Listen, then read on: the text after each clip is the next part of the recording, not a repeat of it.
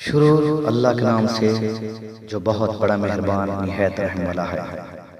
خبردار، حقیقت میں یہی لوگ فساد کرنے والے ہیں مگر انہیں شعور نہیں ہے، اور جب ان سے کہا گیا ہے جس طرح دوسرے لوگ ایمان لائے ہیں اسی طرح تم بھی ایمان لاؤ، تو انہوں نے یہی جواب دیا کہ ہم بے وقوفوں کی طرح ایمان لائیں۔ خبردار، حقیقت میں تو یہ خود بے وقوف ہیں مگر یہ جانتے نہیں ہیں۔ جب یہ اہل ایمان سے ملتے ہیں تو کہتے ہیں کہ ہم ایمان لائے ہیں، اور جب علیحدگی میں اپنے شیاطینوں سے ملتے ہیں تو کہتے ہیں کہ اصل میں تو ہم تمہارے ساتھ ہیں، اور ان لوگوں سے محض مذاق کر رہے ہیں۔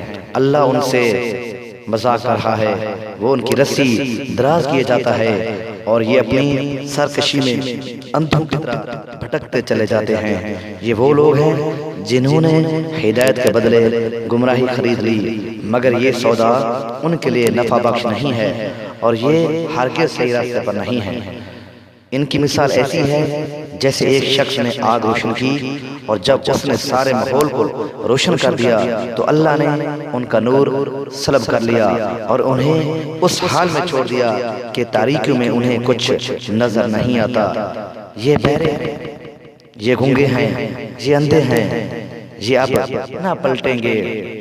یا پھر ان کی مثال یوں سمجھو کہ آسمان سے زور کی بارش ہو رہی ہے اور اس کے ساتھ اندھیری، گھٹا اور کڑک اور چمک بھی ہے۔ یہ بجلی کی کڑک سن کر اپنی موت کے خوف سے کانوں میں انگلیاں ٹھونس لیتے ہیں، اور اللہ ان منکرین حق کو ہر طرف سے گھیرے میں لیے ہوئے ہے۔